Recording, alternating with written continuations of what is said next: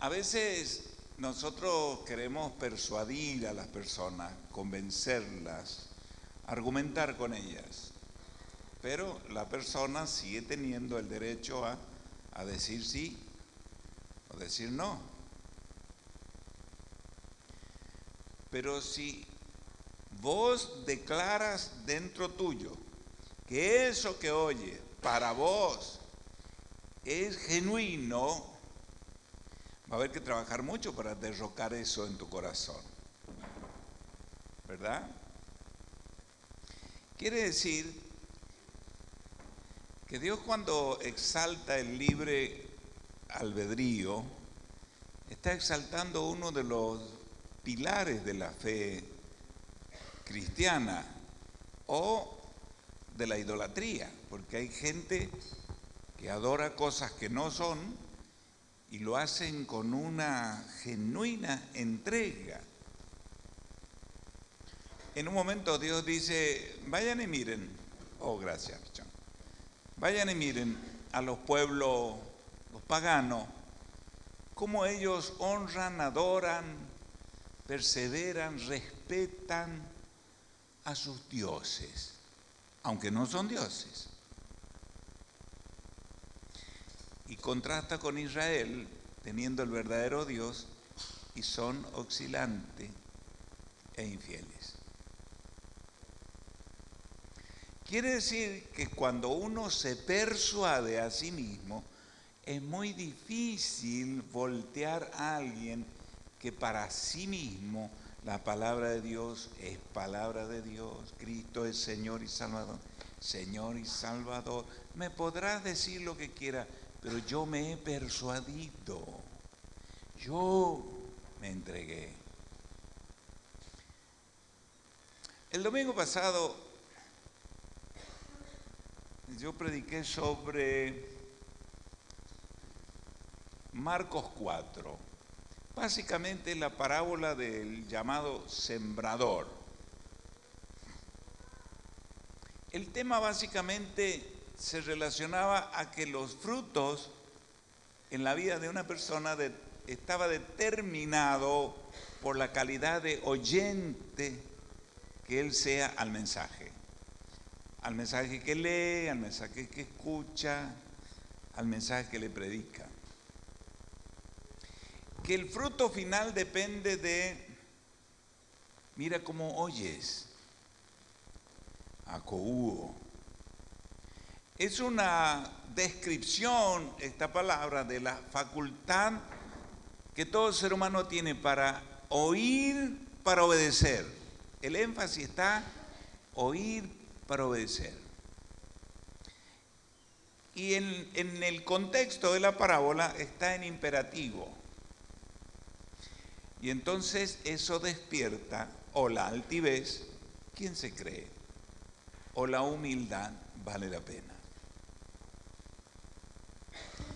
En ese contexto de la parábola del sembrador, los discípulos le preguntan sobre la parábola, él les explica que si no entienden esta parábola, no van a entender ninguna otra.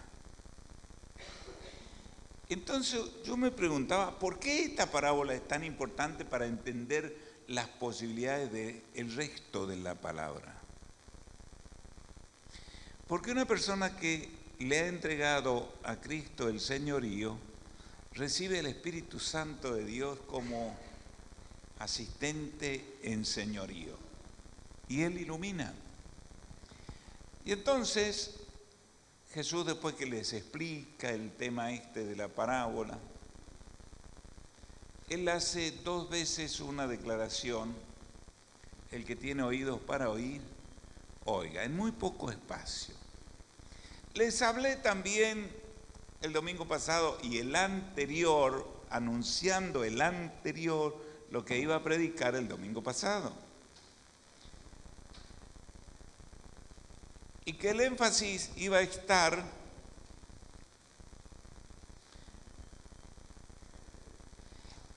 en superar el nivel de creyente sin compromiso. Creyente comprometido a media. pero sin llegar al nivel de discípulo. En algún momento mencioné de que el creyente no tiene adhesión de fidelidad filial. Él tan pronto puede estar acá, tan pronto puede decidir no estar acá. Pero el discípulo va desarrollando una relación filial de tal manera que aquí están sus padres, sus madres, sus hermanos, sus hermanas. Es una relación íntima y de compromiso mutuo. No importa cómo lo evalúen los demás, yo estoy comprometido con este cuerpo, esta familia, esta gente. Estos son mis hermanos. Los hermanos van cambiando de tiempo en tiempo. Al principio por ahí son con los que más peleamos, después descubrimos que son con los que mejor nos llevamos, pero son hermanos. El creyente tiene concesiones, o sea, oye la palabra y evalúa si le conviene, si le beneficia, si le va a traer conflicto. El discípulo ya apostó, ya pidió todas las cartas, ya tiene la jugada, ya puso las fichas, ahora hay que dar vuelta y el que tiene, tiene. El discípulo eligió un señor, un maestro, un coaching, un contenido, eligió un principio y ya eligió un fin. Y la diferencia entre uno y otro es cómo oye. Así que ahora vamos a pedirle a quien está detrás, Facu, grande Facu. Lo que pasa es que hay un par de cabezones ahí que no me dejan ver. Facu va a buscar Marcos 4. ¿Alguien se quedó con el testimonio pendiente para dar el domingo pasado? Alguien dijo, yo me gustaría dar un testimonio cortito y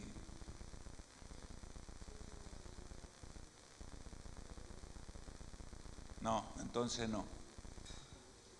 Porque lo cortito,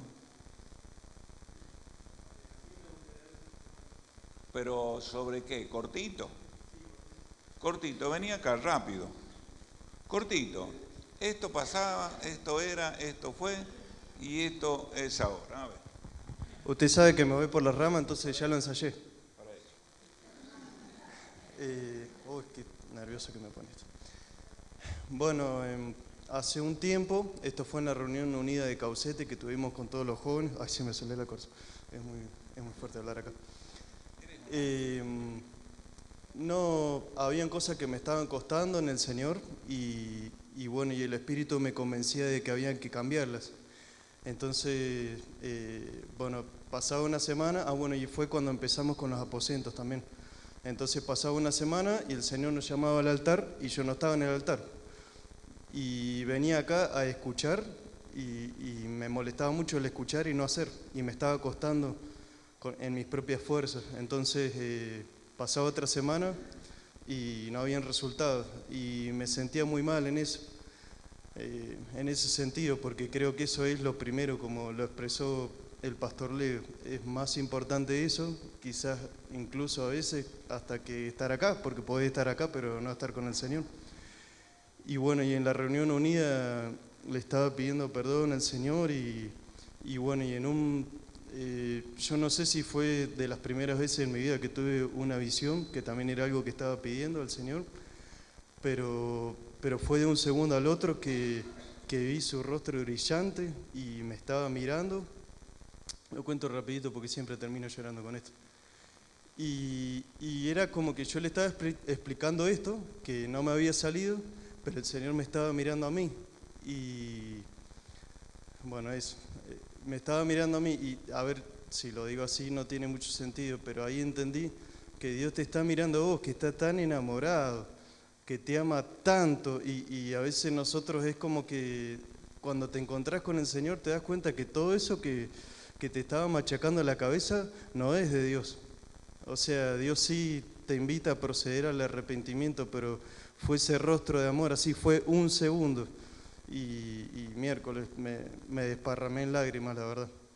Así que yo sabía que tengo que compartir esto porque hay mucha gente que por ahí le ha pasado como a mí en el pasado, que incluso me he dejado de congregar porque la culpa te carcome. Así que sepan que Dios te ama tanto que a veces vos te estás fijando en lo que haces mal, pero Dios te ama a vos. Y bueno, y el Señor me metió en la cabeza, si yo te amaba cuando eras mi enemigo, entonces mucho más ahora que sos hijo. Y nadie nos va a quitar al Señor. Muy bien. Muy bien. ¿Cuánto hace que vienes aquí, Larita? 10 años. Mira vos. Ah, ya hace 10 años que fue ya. A veces me preguntan cuánto hace que usted se operó y yo... Qué bueno. Qué bueno es que uno descubre que va evolucionando y va dando fruto. Bueno, vamos a comenzar a predicar juntos, ¿les parece? Bien. ¿Me pusiste en Marcos 4:13, Facu?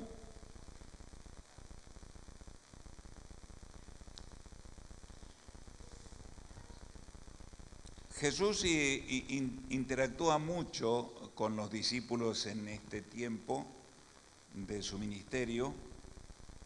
Ya llevaba un largo tiempo caminando con ellos y recorriendo las aldeas y predicando y sanando y echando fuera demonios y se iba juntando cada vez más la gente, se juntaban aquí y si él se iba a otro poblado, la gente se iba con él e iban aumentando. Es por eso que por ahí aparece que habían 4 o 5 mil personas en un momento y no era de un solo lugar, sino eran de varios lugares. Varios lugares. Gracias, Bencar. Entonces cuando llega este momento, Jesús no ocultó el desafío que significaba ser su discípulo. No ocultó el costo. Tampoco ocultó el modo de llegar a ser un discípulo. Y la parábola más importante es esta. Usted no puede internalizar la vida cristiana de Cristo sin obediencia. La obediencia es hacer lo que Él propone, manda, sugiere, indica, y entonces usted comprueba que todo su ser, su espíritu, su alma y su cuerpo están en armonía, están en salud, funcionan mejor. Hay personas que les funciona mal el intestino y de pronto si va un homeópata le va a mirar el ojo y dice, sí, acá usted tiene problemas de intestino. Si va otro le va a decir, usted tiene problemas de columna. Si voy yo me va a decir, usted tiene problemas del corazón. Y uno de pronto dice, ¿cómo es que este tipo puede ver los órganos principales en el ojo?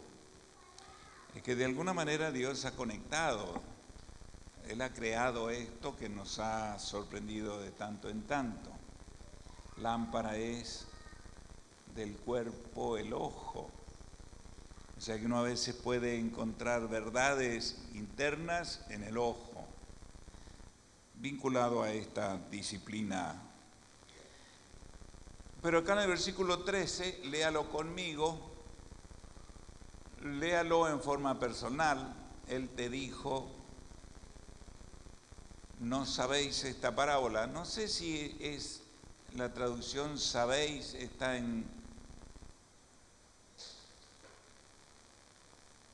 No sabéis esta parábola, no la entiendes, no la comprendes. ¿cómo van a entender todas las demás parábolas? Entonces usted ahora lee este texto y reflexiona. Quiere decir que entender esta parábola es prioritario. O sea, todo comienza con entender esta parábola, no como entendimiento intelectual, sino hacer lo que la parábola le propone.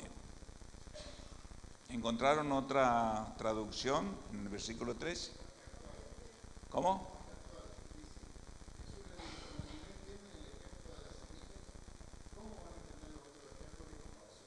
Bien. Si no entienden el ejemplo de la semilla, bien. Entonces, usted y yo llegamos a la conclusión que a veces hay que ponerle un poquito más de atención a lo que leemos hasta que se nos haga claro. Quiere decir que uno puede dedicarle mucho tiempo a cualquier otra parte de la lectura de la Biblia, pero si uno no entiende esto, tampoco va a entender por qué es importante leer todos los demás aspectos de la Biblia. ¿Y en qué consiste esta parábola? Le llaman por ahí el título la parábola del sembrador. Pero yo no sé si Jesús, porque este título no es parte de la palabra, es un título. Pero ¿por qué contó Jesús esta parábola? Porque a toda la gente que estaba ahí, que seguramente era como, a ver, finalizamos una recorrida de 4 o 5 meses y de pronto terminamos acá y hay gente de acá, de allá, de todos lados, una cantidad. Y él les comparte esta palabra que nosotros la tenemos como la parábola del sembrador, y si le cambiamos el nombre, pero no hay que cambiarle a la Biblia, no hay que cambiar la palabra. No estoy cambiando la palabra, estoy cambiando el título, que se agregó mucho tiempo después como para facilitar la cuestión de la lectura. Y si en vez de la parábola del sembrador le llamamos la parábola de los corazones receptivos o no, y si en vez de llamarle los corazones receptivos le llamamos el tipo de oyentes que encontró Jesús en toda la recorrida y que les explica a ellos en esta parábola qué 4 tipos de oyentes encontró en toda la recorrida. El énfasis que yo le di el anterior y el domingo pasado es qué tipo de oyente es usted, porque él enfatiza, él no hace énfasis en prestarle atención al sembrador, él enfatiza en lo que se oye. La semilla es una metáfora, pero acá la semilla representa la palabra de Dios, lo que él predica, lo que él enseña, lo que él manda. La Biblia. Y para pasar de creyente a discípulo, uno tiene que tener una reacción diferente a la Biblia. No debe ser un amuleto de paz. Yo cuando leo el Salmo tal, me viene es lo único que lee, porque le interesa solo serenar un alma inquieta, llena de pensamientos impíos, de incredulidad, de temor, de ansiedad, de rebelión, de altivez, y de pronto necesita aquietar el ácido de su estómago, aplacar la gastritis que se lo está llevando. Y yo leo tal salmo y se me baja el salmo es el guasal que tiene para salir adelante. Y ese no es el propósito. Entonces el desafío de cambio tiene que ver con esto. El sembrador es el que siembra la palabra. O sea que ahora dejemos la metáfora de parte de la semilla es la palabra. Y la palabra es oída. El que tiene oídos para oír, el que está dispuesto a obedecer y ser mi discípulo, el que está dispuesto a ser mi discípulo tiene que predisponerse a obedecer. Y aquí hay contenido. Entonces Jesús, honestamente, nos plantea el desafío a examinarnos. Porque dice, parte de las palabras que yo prediqué durante estos 6 meses ha caído en oídos de personas que son displicentes para con las cosas espirituales. En realidad, en el fondo, no le importan. Viene por curiosidad, o por obligación, o por compromiso, o por conveniencia, por una serie de cosas, pero no está interesado en la palabra. La evidencia está que la palabra es recibida por un terreno duro, no abierto. Y creo que el domingo pasado en algún momento dije, hay mucha gente que alimenta a los demonios, si es que los demonios se alimentan de palabra. Porque él dice, estos son los de junto al camino, en quienes se siembra la palabra, pero después que la oyen, enseguida viene Satanás y quita la palabra que se sembró en sus corazones. La palabra le llegó a todos por igual.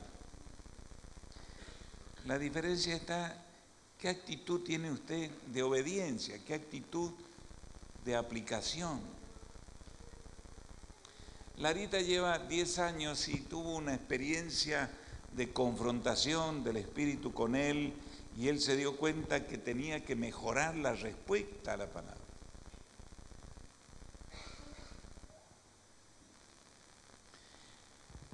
Nosotros tenemos un desafío al leer la Biblia y escuchar a Dios hablar, porque esto nos sirve para ver en qué tipo de mundo estamos viviendo.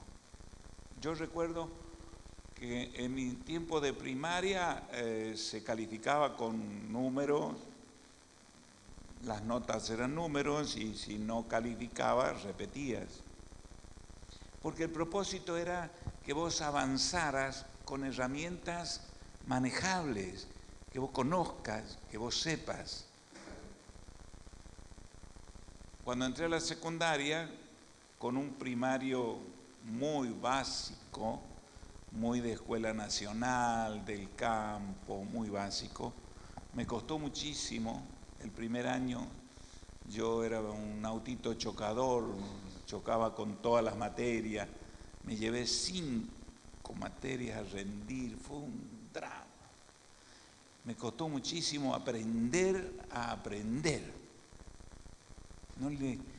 No le encontraba la vuelta, es que yo no venía preparado, sabía jugar mejor a la bocha, al billar, al metegol, campeón. Vos no tenés historia conmigo. Un día vamos a organizar un campeonato de metegol por plata.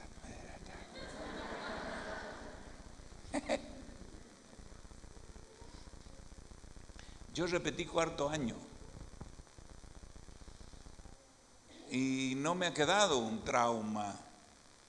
Me quedaron experiencias satisfactorias de la repetición del 4º año, porque llegué a ser profesor de estática, porque era la materia que se daba a las 2 de la tarde, el profesor venía con muy poca ganas de dar clase, y como estática yo la había superado en el año anterior, él me decía, Rena, pasá a explicar ese ejercicio. Y bueno, explicaba el ejercicio. Pero las otras materias no, me seguían desafiando. Electrónica, terrible, me volvió loco. Pero se repetía porque había que aprender. Pero la política nacional en la Argentina fue variando, fue consintiendo, haciendo concesiones. No importa, sí, no importa, no importa. Hasta el punto que ya se hizo ley que nadie debe repetir, todos deben pasar, no importa cómo sea. Tarde o temprano eso se paga caro. Y si usted no sabe leer, este tipo de conductas están acá. Están acá. Tengo un libro grande así, ¿cómo aprenden los alumnos? ¿Cómo aprenden los alumnos? No cómo enseñan los profesores. Y entonces este libro grande califica a los alumnos según su temperamento. Y hay temperamentos que aprenden haciendo.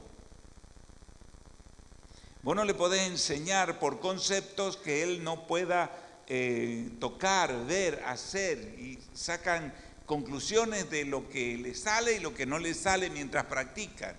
Pero hay alumnos que sí aprenden por conceptos. Son los introvertidos, los melancólicos, flemáticos.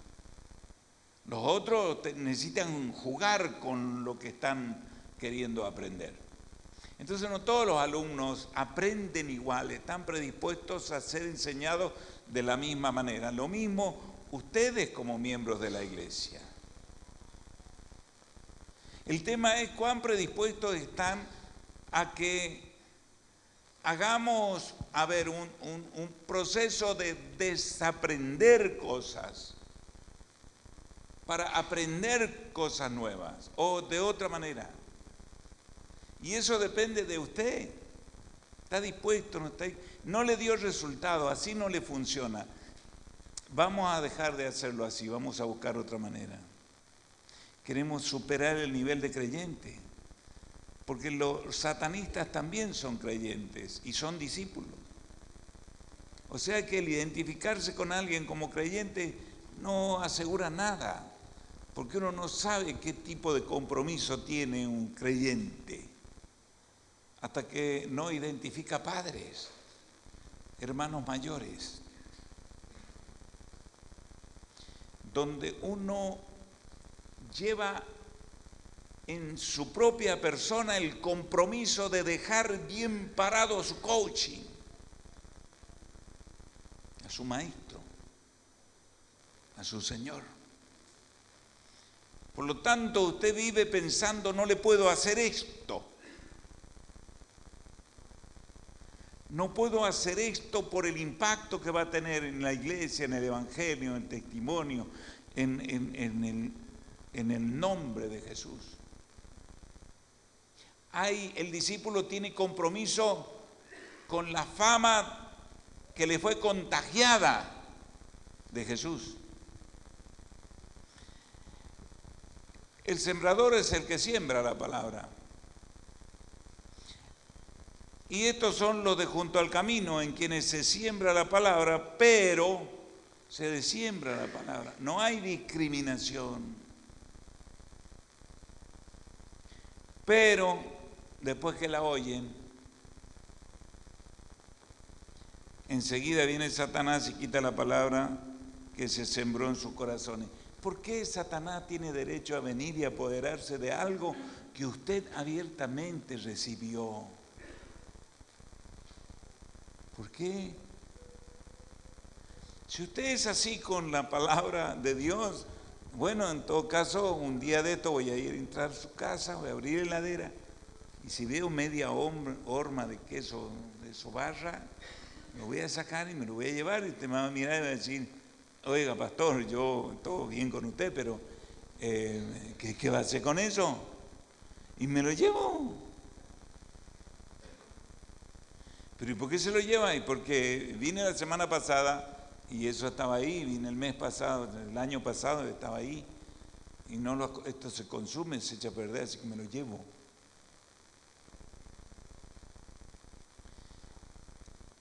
Estos son asimismo los que fueron sembrados en pedregales, los que cuando han oído la palabra al momento la reciben con gozo. El ojo ve lo que ve, pero no siempre lo que ve es lo que interpreta, porque la interpretación de lo que vemos depende de lo que usted tiene adentro, de su cultura, su educación, sus principios, sus valores.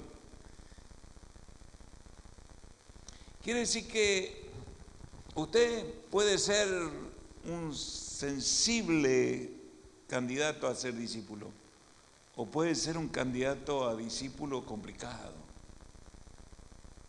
resistente, mañoso.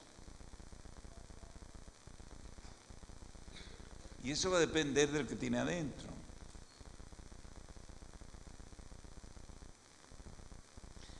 Jesús nunca fue cínico en el sentido de ocultarle cosas para después hacerle una trampa.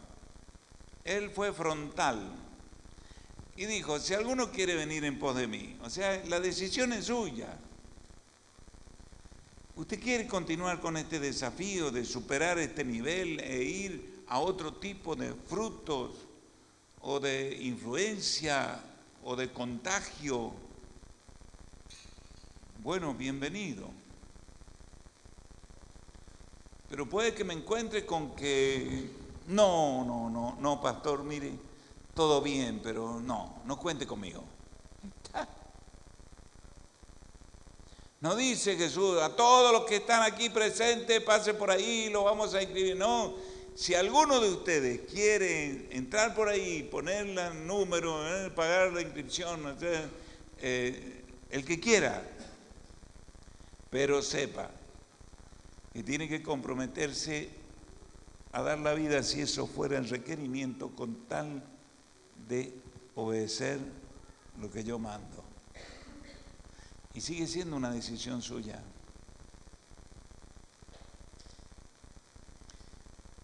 O sea que yo no me quedo contento con que usted viene al culto, escucha la palabra y se va. Porque usted puede ser el terreno duro que no le da lugar, puede ser el terreno con una laja abajo, poquita tierra, una persona llena de compromisos y ocupaciones, que no está dispuesta a hacer más de lo que hasta aquí hizo. ¿Qué más quiere, pastor? No, yo no quiero nada. Pregúntate si estás alineado con lo que Jesús quiere y como lo dice la Biblia. Lo demás es religiosidad, es parte de la religiosidad, porque puede que alguien sea muy religioso en ámbitos religiosos y muy impío en su hogar. A saber.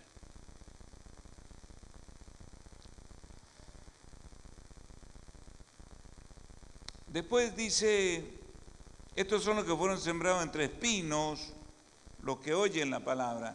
A mí lo que me encanta es que todos oyeron la palabra, acúo, y todos recibieron el desafío que escuchar la palabra con un carácter imperativo, porque el que estaba sembrando es Jesús.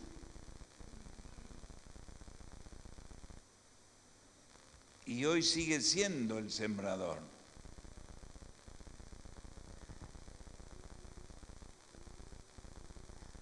Los afanes de este siglo, la palabra afán acá aparece en Filipenses, por nada estéis afanoso.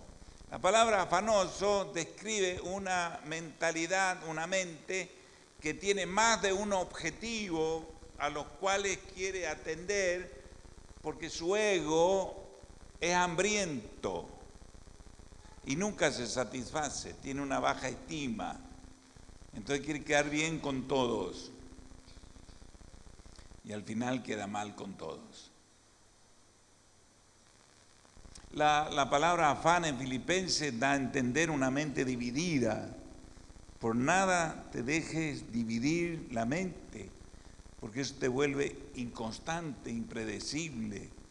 Te esperamos por aquí, arranca por el otro lado. Los afanes. O sea que uno a veces se sienta a leer la Biblia y no enfoca. Haga callar a toda la gente, porque le está prestando atención a él.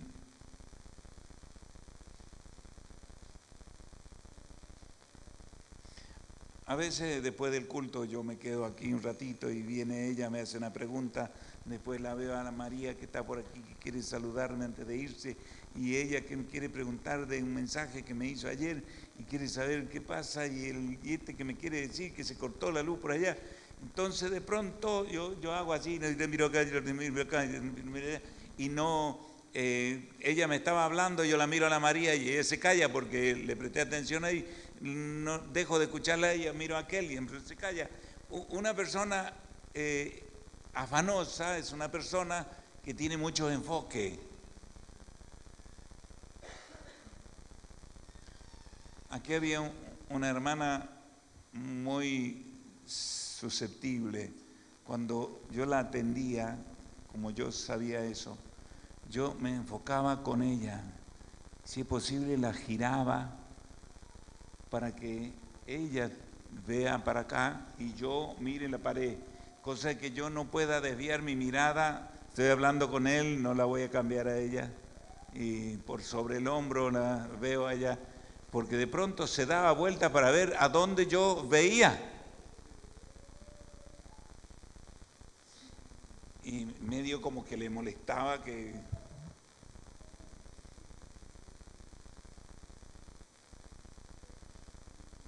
Es como el que lee la Biblia y busca el Reiki y tiene un trabajito, también hace una quinelita.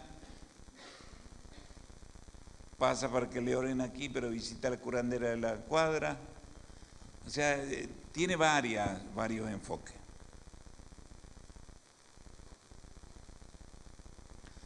Quiero hacerle una pregunta. ¿Usted se ha puesto a pensar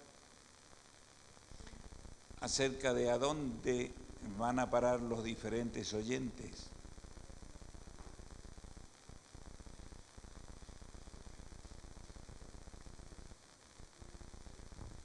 O sea, si usted no es un buen oyente, ya, está bien, pero arrancó por acá.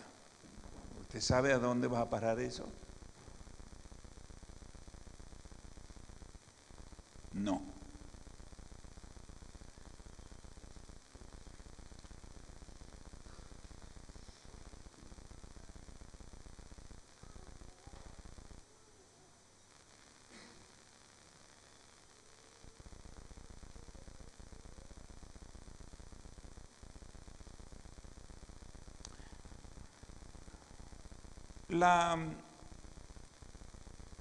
La parábola Jesús la describe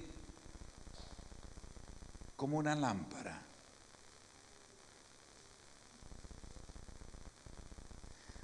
Pero no a la parábola como parábola, sino al fruto de ese terreno que le dio lugar al señorío en su vida, a ese grupo de 30, 60, 100 por uno, a ese grupo de personas que recibieron la palabra.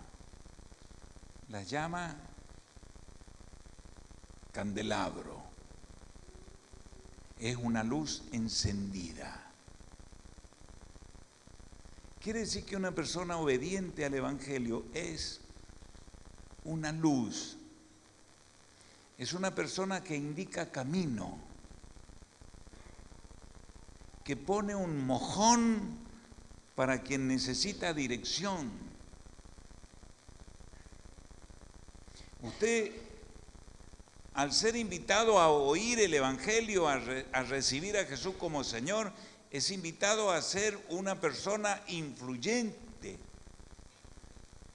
Cuando era misionero, nosotros no cargamos combustible en 25 de mayo, ni a la entrada del Chacharamendi, y nos largamos por ese camino de casi 200 y pico kilómetros y el tanque iba aflojando, la camioneta era una F100, una Ford F100, motor en B, se tragaba hasta los conejos mientras iba andando. Iba Norma embarazada de Darío y Timo chiquito y un matrimonio más, iba a una conferencia a Buenos Aires. Digo, echa combustible acá, me dice, echamos más adelante. Como le entraban 60 litros. Bueno, llegamos a Chacharamente, le digo, echemos acá, mirá, mirá que la ruta, no, si tiene, echamos más adelante. Y en Chacharamendi no hay estación de servicio de punta a punta. El asunto es que empezamos y no había nada, y por allá una lucecita, decíamos, parecía que íbamos derecho a la luz. Y a medida que íbamos siguiendo, la luz se iba metiendo, se desaparecía en el campo. Por allá otra luz. Y dijimos, pues que sea un pueblito que haya. Y de pronto hubo la luz para allá y nos seguimos derecho.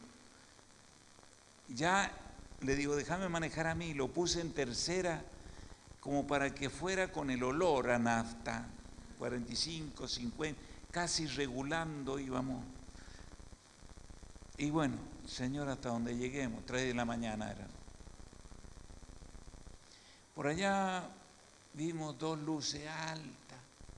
Ay, Señor, que sea, qué sé yo que sea, pero que haya algo. Y llegamos y era en medio del campo, de la nada. Hacía una semana que habían puesto 2 tanques de combustible ahí y era una estación de servicio. Nos quedaban 150 kilómetros más. Habíamos hecho 100 y pico. Volvernos era tan inseguro como seguir. Pero tenía 2 luces inmensas arriba que andaban con un generador. El generador por allá. Porque ahí no había nada. Le entraron 56 litros y medio. Le quedaban 3. A veces uno llega en un momento en la vida y tiene el tanque vacío, porque es un mal oyente. La vida lo tiene que parar para que recapacite, porque viene muy enredada la cosa. Y uno le echa la culpa al diablo, a esto, al otro.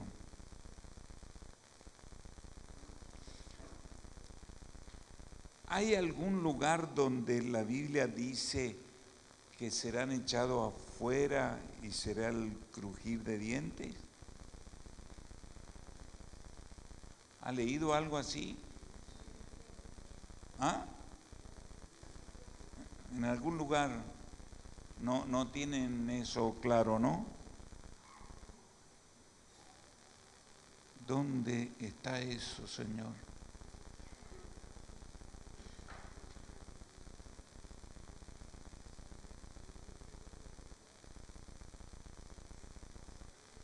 Qué bárbaro, che.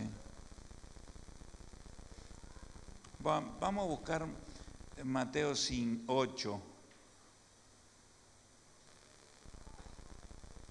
Porque la Biblia se ayuda mutuamente. Mateo 8:5 dice que Jesús entró en Capernaum, vino a él un centurión rogándole, Señor, mi criado está postrado en casa, paralítico, gravemente atormentado, yo iré y le sanaré, dijo Jesús. El centurión dijo, Señor, no soy digno de que entre bajo mi techo, solamente di la palabra y mi criado sanará. Hasta ahí pareciera que se parece a nosotros. Porque también yo soy hombre bajo autoridad y tengo bajo mis órdenes soldados, digo a este ve y va, al otro ven y viene, a mi siervo hace esto y lo hace. Obedecen. ¿Sí? Se encuentran con una palabra, la obedecen. Y usted dirá, es que es jefe. Y Jesús no dijo, yo soy jefe. ¿Dijo o no dijo? ¿Por qué me llaman jefe? Señor, peor todavía. La palabra Señor ahí significa el dueño de la vida y de la muerte. O sea, yo puedo hacer lo que se me da la gana con vos porque sos mi parte, pero si vos me lo permitís, yo puedo hacerlo. Mateo 8:12. Está bien. Seguimos leyendo porque también yo soy hombre bajo autoridad. Y al oír Jesús estas palabras se maravilló y dijo, qué increíble, De cierto os digo que ni aun en Israel encontré la predisposición a la obediencia que este tipo tiene. César está allá, su general está allá, pero hace circular la orden del César a través de autoridades delegadas y le llega al centurión. Y le llega al centurión la orden y sus soldados la reciben de él, pero le obedecen a César.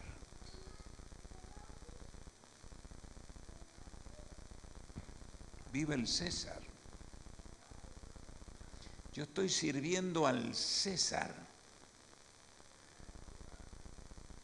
Y la orden me la dio el centurión de parte de César. Centurión le dijo: yo también soy hombre bajo autoridad, como te percibo a vos. Jesús lo explicó después, dijo: yo no hago nada que el Padre no me mande. Yo no hago nada que no veo hacer al Padre. El Padre trabaja y el Hijo igualmente con el Padre trabaja. Uno puede ser creyente y no entender esto, y no importa, es creyente. Pero no puede ser discípulo sin entender esto. Jamás llegará a discípulo. Porque el discípulo está preocupado por lo que dirán de su Señor al ver su conducta. Yo también soy hombre bajo autoridad, y señaló a su autoridad. Y yo hago llegar a mis siervos y ellos lo hacen. Yo hago llegar y ellos obedecen. Yo le digo a mi siervo: haz esto, y lo hace.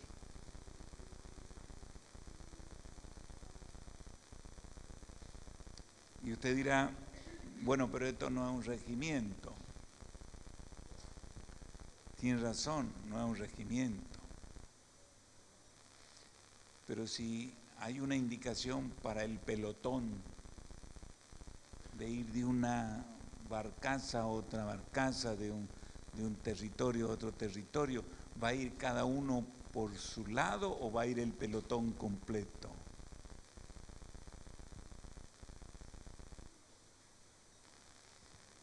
Y siguiendo el aporte del hermano acá dice: yo digo que vendrán muchos del oriente y del occidente, haciendo una alusión a los gentiles, como este romano. Va a venir gente que no es de la comunidad y van a plantarse, van a decir: pastor, dígame qué tengo que hacer, obedecer, implementar para salir de esto. Lo que usted me diga que haga, eso hago.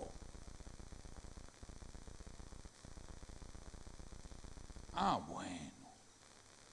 Vos me decís que lo cuelgue como un jamón y así va a sanar, voy y lo cuelgo como un jamón, porque tú me dices que lo cuelgue como jamón para que sane.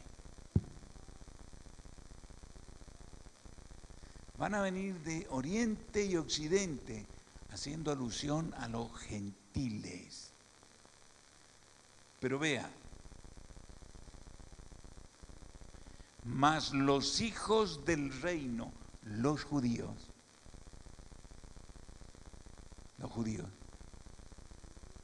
ustedes, mas los hijos del reino serán echados a las tinieblas de afuera, y allí será el lloro y el crujir de dientes. ¿Por qué?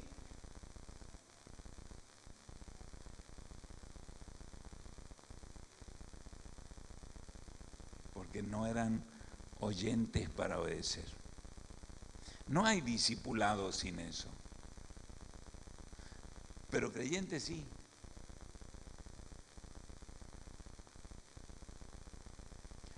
habían épocas donde el discipulado era más notable, especialmente entre los bautistas. Yo no me acuerdo haber chequeado eso en otras denominaciones, pero los bautistas, cuando por alguna razón se cambiaban de lugar o de provincia o algo así, venían al pastor y le decían: pastor, mire, me voy a cambiar a Mendoza, sé que hay iglesias bautistas en Mendoza, ¿dónde usted me aconseja congregarme? Todavía tenía pastor, aunque se iba a ir a otra provincia, se iba a mover en autoridad, era discípulo, todavía tenía pastor. Pero cuando uno desciende al nivel de creyente, ya no tiene que dar cuenta a nadie en su manera de pensar. O sea que el dar cuenta de mi progreso, de mi caída, de por qué esto, por qué no aquello, algunos se han incomodado cuando de pronto le han preguntado: ¿qué te pasó que no te vimos la semana pasada en el grupo? Tuve problemas. ¿Qué problema tuviste? Le pregunta el líder, porque por ahí hace falta apoyo en oración, hace falta una guerrita espiritual. Contame, que no es personal. Y no afloja. Es creyente, pero no es discípulo.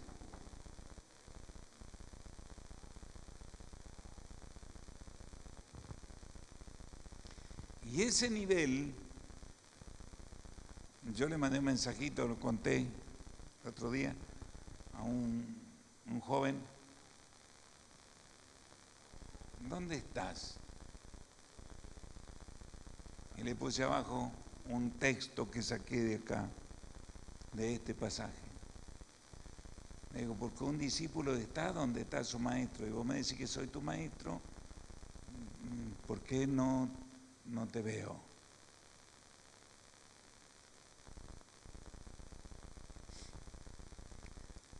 ¿Lo ven?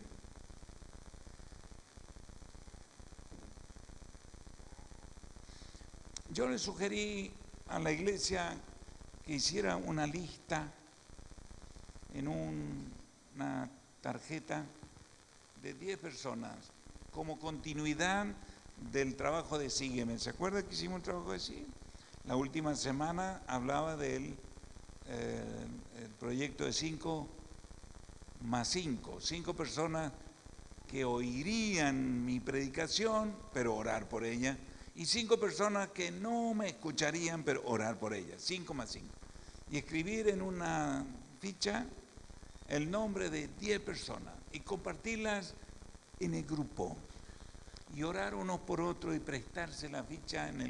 En algún momento yo pongo la mano sobre ella y oramos por eso. Pero yo no tomé la precaución de declarar que eran discípulos, que tenían que implementar. Yo lo dejé al criterio de los creyentes. Y los creyentes, si quieren lo hacen, si no quieren lo hacen. Y evidentemente no lo hicieron.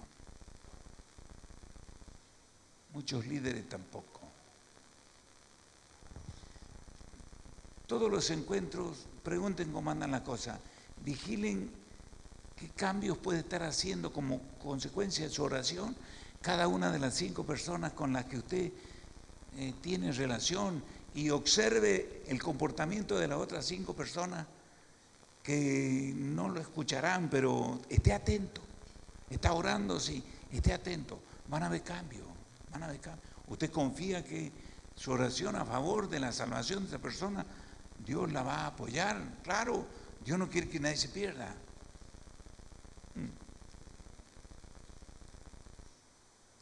Conclusión.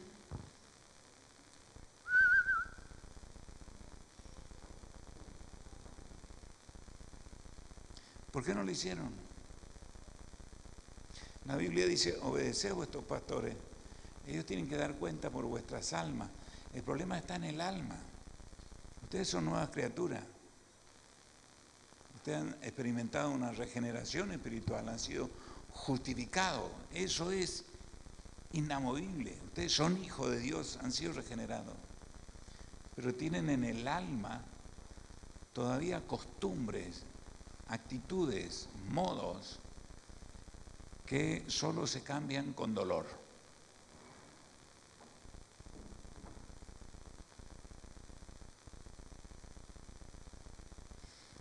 ¿Por qué no lo hicieron? Es porque no se les dio la gana. ¿Saben escribir? Sí. ¿Tendrían una hoja, una ficha? Sí.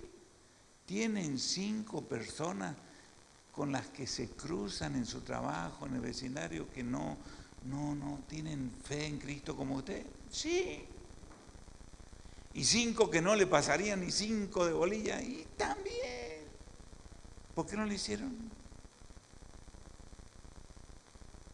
Ahora viene usted y me pregunta, ¿por qué estoy sintiendo como que estoy en un lugar oscuro?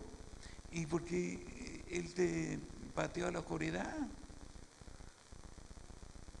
Del oriente, del occidente, vendrá gente que está dispuesta a obedecer. Si a vos se te dice, mira, no lo hagas, por ahora no lo hagas. Sí, pero no lo hagas. Pero dígame por qué. Déjame eso para más adelante. Confía en mi criterio pastoral, no lo hagas.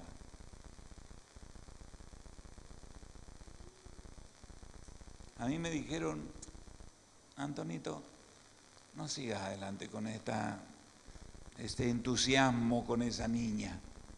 Es una buena chica, todo bien, pero cuando los pensamos a ustedes dos juntos decimos, no funciona. Y el pastor me dijo, Antonito, para un poco, no avances. Me lo dijo una viejusca que me quería mucho a mí y a ella. Y me dicen, Antonito, yo no los veo. Vino otro matrimonio allá y me dice, sí, vos andás medio entusiasmado con la fulana. No. El cuerpo. Y yo en ese tiempo estaba leyendo Guasmaní. Y de Guasmaní aprendí mucho a honrar el cuerpo.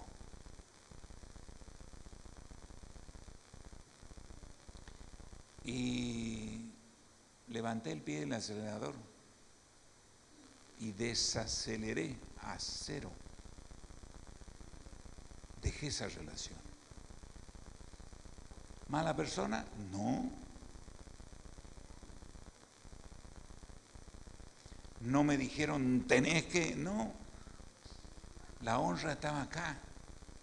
Mi pastor me dijo, Antonito, no te apuré. Antonito, no te apuré.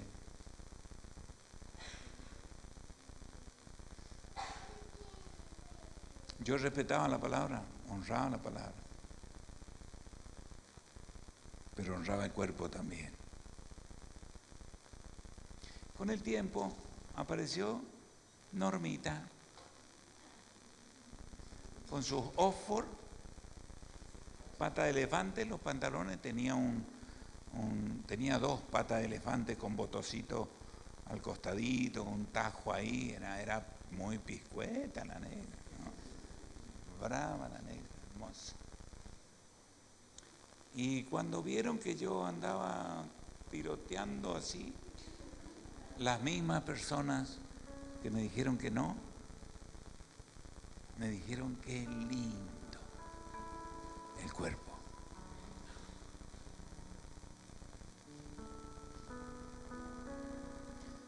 Muchos han crujido en la oscuridad de las consecuencias de sus malas decisiones.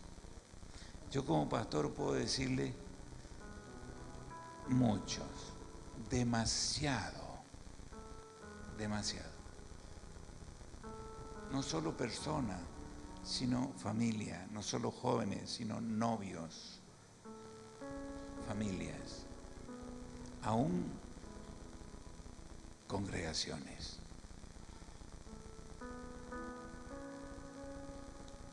El que tiene oído para oír, oiga, pero se refiere a la voluntad. El que tiene voluntad para obedecer, obedezca. ¿Tiene voluntad? Sí. busque mandatos y obedezca. Y después que obedezca, entenderá, comprenderá, se le hará la luz, verá los frutos.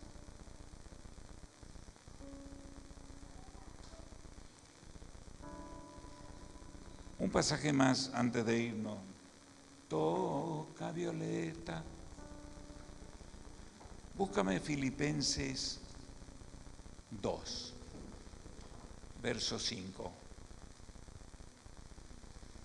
Todo esto uno lo hace hablando con el Señor. Procurando ser muy consciente de que estamos hablando con Él y que Él nos está escuchando. No religiosamente con indiferencia, sino consciente de que estoy hablando con Él. El apóstol Pablo le escribe a los filipenses, una comunidad increíble: tengan la actitud espiritual que Jesús tuvo. Haya pues en vosotros este sentir que hubo en Cristo Jesús. 6. Este Cristo Jesús, siendo en forma de Dios, no estimó el ser igual a Dios como cosa que aferrarse. Él se daba cuenta que la relación con el Padre era la prioridad. Versículo siguiente. Dice que se despojó a sí mismo tomando forma de siervo, hecho semejante a los hombres, y estando en la condición de hombre, se humilló a sí mismo. ¿Y cómo sigue, cacique? No. Estando en la condición de hombre, se humilló a sí mismo.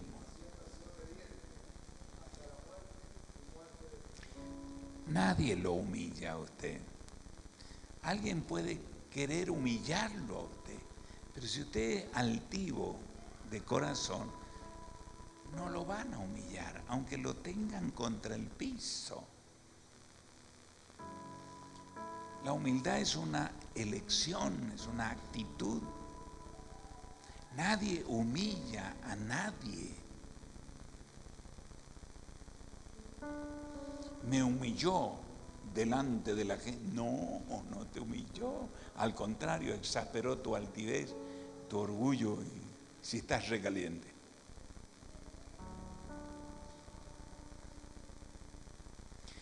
Usted tiene que dedicar tiempo a escuchar al Espíritu. Se humilló a sí mismo. Eligió depender de alguien. Un discípulo elige someterse a su líder o elige no hacerlo. ¿Qué oyente soy? El pastor sugirió tal y tal cosa. Hermano, hermana líder, ¿por qué nosotros no estamos haciendo eso? Porque yo tengo mi ficha y no estamos haciendo lo que se nos ha sugerido. Usted tiene esa responsabilidad también. ¿Por qué no lo estamos haciendo? ¿Por qué? Respóndase. Encuentre en su corazón la motivación. Haya este sentir que hubo en Cristo Jesús, el cual, estando en la condición de hombre, se humilló a sí mismo, se hizo obediente.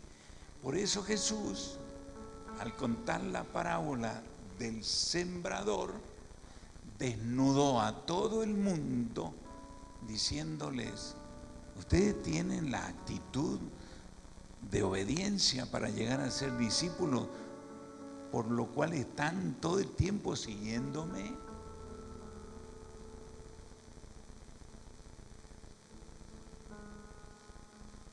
Esta es la parábola de los corazones dispuestos a obedecer. Yo soy el sembrador, la semilla es la palabra, pero el énfasis está en qué tipo de persona soy en relación a la palabra. ¿Qué pasa? Entonces yo prefiero ser un creyente, que me quede margen para tomar mis propias decisiones. Usted tiene libertad de decidir alineado con la voluntad de Dios, ninguna otra libertad. Eso la fabrican los creyentes, los discípulos no.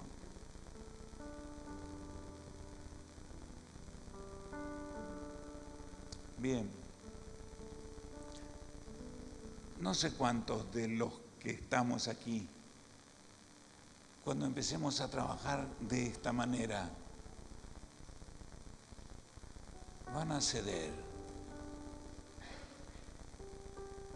Porque muchos de nosotros hemos desarrollado actitudes de creyente mezclado con altivez, con justificación. Y que Jesús dijo, si oyes la palabra y no la haces, te estás buscando tu propia ruina. ¿Qué te pasa? Compararé a un hombre que oyendo e hizo al tipo que edificó sobre la roca. Y la roca era la obediencia. Vieron los conflictos, pero no le pasó nada a su casa, su familia. Oiga, no me pidan que les dé nombre, no está bien. Pero en 31 años viviendo como pastor acá y viendo un abanico tan grande, puedo decirles, aquí han habido oyentes tipo terreno duro, oyentes como tierra con laja, oyentes llenos de ocupaciones, que de pronto aparece y uno dice, qué lindo, vino, pero está lleno de espinos, cardos y compromiso. Va a escuchar la palabra, pero va a sucumbir la esperanza, porque tiene otras cosas. Su ego está succionando identidad de otras cosas, no de Jesucristo. Es bueno, es un buen cardo, es un buen espino verde, una espina así. Como espino, bueno, pero como discípulo de Jesús no existe. Ahora, el último dijo, no tiene espino, no tiene cardo, tiene compromiso, tiene fruto. Y como sigue abierto, no sé por qué aquel progresa y al que tiene se le dará más. No sé por qué se desarrolla y porque sigue abierto.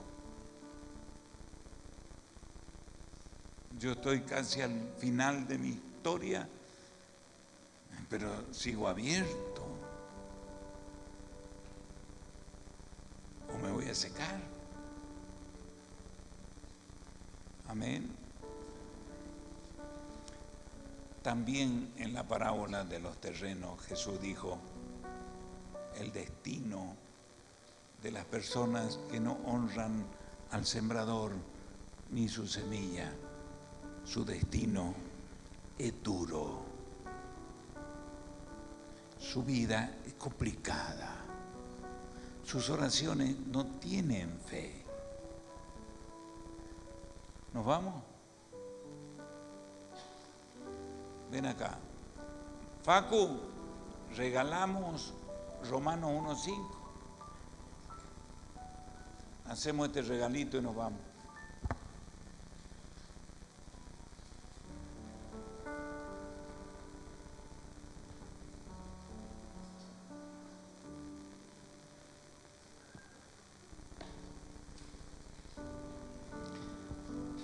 Pablo le enseñaba a Timoteo, pero le dijo a Timoteo, vos te convenciste, vos te persuadiste, yo no podría haber logrado nada con vos. Pero vos te subiste a la máquina y yo te pude cantonear. Te pusiste en el torno y yo te pude sacar la cáscara. Te subiste a la rueda y yo te pude dar forma. No se confunda, Dios no hace nada sin su consentimiento. Tampoco los demonios. Pero cuando usted consciente y legaliza una intervención demoníaca, hay que trabajar sobre lo legal. Jesús no es usurpador. Jamás. Y usted tiene derecho a decir orden de allanamiento. ¿Usted quiere entrar en mi vida? Sí, orden de allanamiento. Mi orden es el derecho que gané de perdonar tus pecados y hacerte nueva criatura. Si no me abres la puerta, no entro. Pero sí lo podemos dejar afuera. Por Cristo recibimos la gracia y el apostolado. ¿Para qué? Para la obediencia a la fe. La fe como contenido de creyente a discípulo, vamos a trabajar seriamente. Y allí donde hace falta hacer clic, haremos clic. Pero es que siempre, clic, no más. Donde hace falta sacar, se saca. Y donde hace falta poner, que poner. ¿Por qué no me hicieron la ficha? Pues no se les dio la gana.